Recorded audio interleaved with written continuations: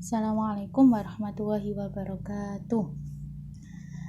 Anak-anak kelas 4C, hari ini hari Selasa 6 Oktober 2020 kita bertemu lagi dalam kegiatan pembelajaran daring atau belajar di rumah, yaitu dengan pelajaran tema 4C atau tema 3.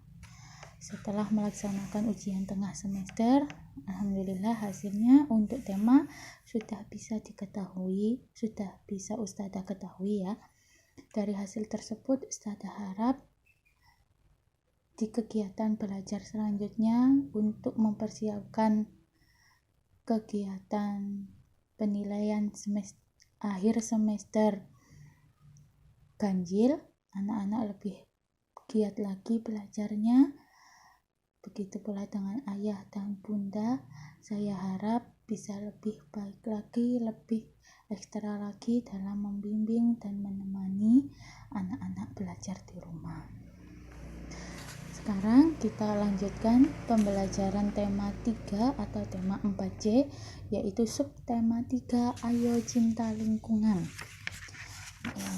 Di sub 3 ini kita diharapkan untuk lebih mencintai lingkungan kita. Apa sih lingkungan itu?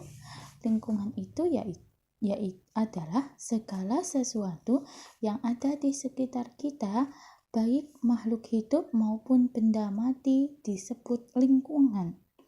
Jadi lingkungan itu adalah semua atau segala sesuatu yang ada di sekitar kita, baik benda mati ataupun makhluk hidup ya. Contohnya apa?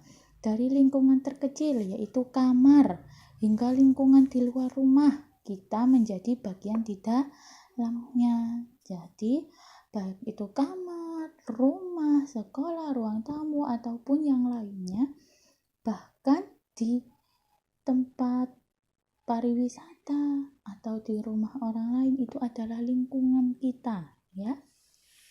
Nah, lingkungan itu ada yang lingkungan sehat dan lingkungan tidak sehat. Lingkungan sehat memiliki ciri-ciri. Yang pertama, sumber airnya bersih dan tidak tercemar.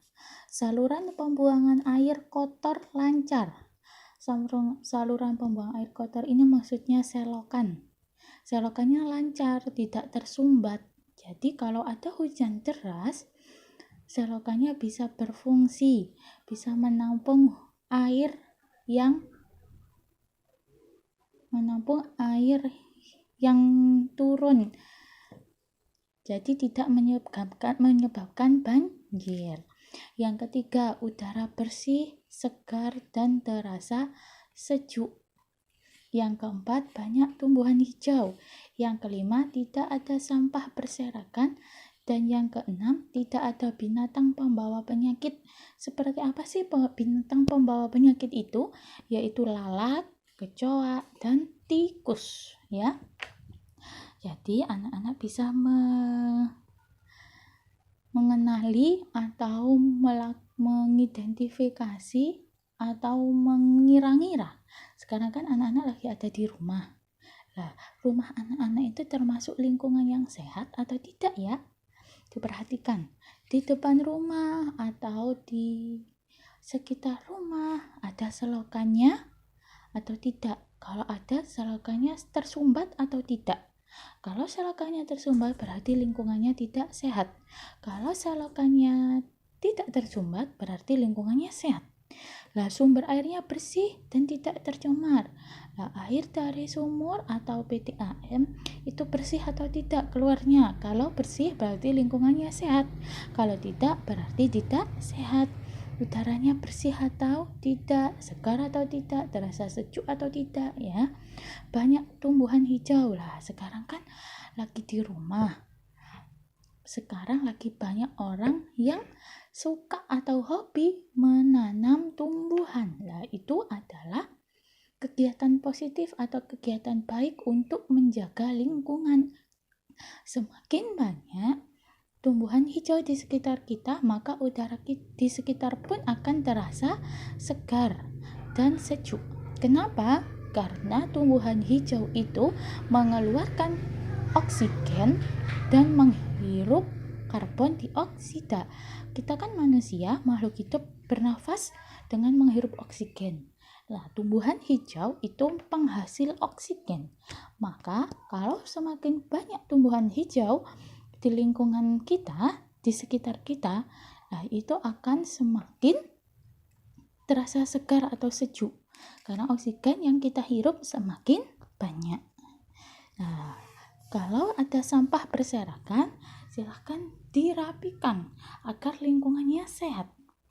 Tidak ada binatang pembawa penyakit seperti lalat, kecoak, dan tikus. Nah, jadi sudah tahu ya gimana sih ciri-cirinya lingkungan yang sehat?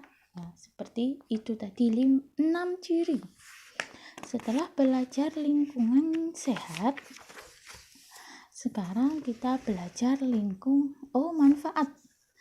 Apa sih manfaat? Kenapa kita harus menjaga lingkungan kita agar lingkungan kita tetap sehat? Nah, ini manfaatnya. Yang pertama, indah dipandang. Kalau rumah atau lingkungan, sekolah, ataupun tempat-tempat umum yang lain itu bersih, itu kan indah dipandang ya, daripada tempatnya kotor, banyak lalat. Nah, itu tidak enak dipandang, tidak indah.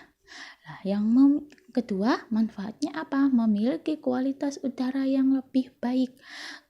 Seperti yang tadi Ustazah jelaskan, semakin banyak tumbuhan hijau, maka udara kualitasnya akan lebih baik. Nah, yang ketiga, jauh dari berbagai macam penyakit. Karena lingkungan sehat itu tidak ada hewan pembawa penyakit seperti tikus, kecoak, ataupun lalat, otomatis jauh dari berbagai macam penyakit. Yang keempat, lebih tenang dalam menjalankan kegiatan sehari-hari. Nah, kalau lingkungan kita sehat, tidak ada sampah, berarti kan tidak bau ya sekitar kita. Jadi kita kan tenang dalam menjalankan kegiatan sehari-hari. Beda kalau lingkungannya tidak sehat, banyak sampah, bau, atau selokannya tersumbat, jadinya bau, jadinya banyak tikus, banyak lalat. Nah, itu kan tidak enak, tidak nyaman baunya, ya seperti itu. Dan yang kelima, terhindar dari bencana. Contohnya apa? Bencana banjir dan longsor. Nah, kalau kan tadi selokannya tersumbat, hujan lagi deras, nah otomatis itu akan menyebabkan banjir karena air tidak bisa mengalir, ya. Tidak ada tempat untuk air mengalir karena selokannya tersumbat. Yang kedua, yang B, kalau tadi lingkungan yang sehat, sekarang yang lingkungan yang tidak sehat. Ciri-cirinya kebalikan yang tadi ya, sumber air tidak bersih. Nah, air sumur ataupun BDAM yang digunakan sehari-hari itu tidak bersih. Mungkin berbau atau berubah warna, itu ciri-ciri air tidak sehat, tidak bersih dan tercemar, berubah warna dan berubah bau.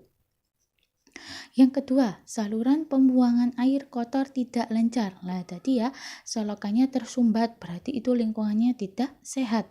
Yang ketiga, udara kotor karena banyak asap dan debu. Nah, ini biasanya terjadi di rumah-rumah yang dekat dengan pabrik atau rumah-rumah yang dekat dengan jalan umum. Karena pabrik kan selalu mengeluarkan asap dari mesin-mesin yang digunakannya. Ataupun jalanan selalu banyak atau dilalui dengan kendaraan bermotor yang mengeluarkan asap. Nah, itu adalah rawan udaranya tidak sehat. Selanjutnya, sampah berserakan. Nah, sampahnya berserakan, tidak ada pembuangan sampah besar. Yang kelima, tumbuhan tidak dapat tumbuh karena mungkin lingkungannya tidak sehat, airnya kotor, jadi tumbuhan tidak mudah tumbuh karena air tanahnya pun juga tidak subur, ya. Sekarang lanjutnya, yaitu apa sih dampaknya lingkungan tidak sehat? Yang pertama, tersebarnya bibit penyakit, misalnya penyakit kulit dan diare. Yang kedua, mengakibatkan penyakit pernafasan dan pandangan terganggu oleh asap atau debu. Yang ketiga, tanah yang tercemar menyebabkan tanaman tidak tumbuh dengan subur. Nah, sekarang materi selanjutnya yaitu cara memilih lingkungan. Beberapa cara yang dapat dilakukan untuk memelihara kesehatan lingkungan adalah sebagai berikut. Menciptakan rumah sehat, yaitu rumah yang cukup memiliki lubang angin atau ventilasi udara. Ventilasi atau lubang angin itu adalah jendela. Jadi rumah yang baik itu adalah yang banyak jendela atau jendelanya besar-besar. Kenapa? Agar terjadi pertukaran udara di rumah itu. Jadi rumahnya tidak pengap. Ya. Lalu menanam pohon pelindung di tepi jalan raya atau penghijauan. Kalau di rumah cukup dengan menanam tanaman yang biasanya di pot-pot bunga itulah, itu bagus untuk udara di sekitar rumah. Yang ketiga, membuang sampah pada tempatnya. Selain memelihara kesehatan lingkungan, kita juga harus memelihara keseimbangan lingkungan. Beberapa cara untuk menjaga keseimbangan lingkungan adalah sebagai berikut. Yang pertama, menjaga kelestarian hutan. Yang kedua, mengolah limbah sebelum dibuang. Dan yang ketiga, mendaur ulang sampah. Nah, seperti itu ya. Nah, ini di negara maju sampah diolah untuk dimanfaatkan kembali. Jadi tidak semua sampah itu tidak berguna. Ada beberapa jenis sampah yang itu bisa digunakan lagi atau didaur ulang agar bisa bermanfaat, ya. Seperti itu. Semoga di negara kita seperti di negara maju yang lain, yaitu sampah itu bisa diolah lagi, ya. Selanjutnya silakan kerjakan. Ayo berlatih halaman 93 nomor 1 sampai 5 dengan memilih jawabannya yang ada di kotak atasnya. Jika sudah selesai, silakan dikerjakan. Ayo jawab halaman 94. 5 pertanyaan ini insya Allah semua jawabannya sudah ada di bacaan yang Ustazah jelaskan tadi. Dan jangan lupa bacaannya juga digaris bawahi seperti ini. Oke? Seperti ini. Ya. Ustazah tidak mengirimkan foto agar anak-anak langsung melihat video yang Ustazah kirimkan ini. Jadi di garis bawahnya, contoh menggaris bawahnya sudah ada di dalam video. Oke? Mohon kalau melihat videonya Ustazah tidak usah dipercepat. Diperhatikan dengan baik-baik setiap penjelasan Ustazah karena kita masih belum bisa bertemu. Oke? Jadi agar hasil ujian akhir semesternya nanti bagus, setiap penjelasan Ustazah mohon diperhatikan tanpa dilewati sedikit pun. Seperti itu, nggih. Terima kasih, silakan dikerjakan tugasnya. Selamat belajar. Assalamualaikum warahmatullahi wabarakatuh.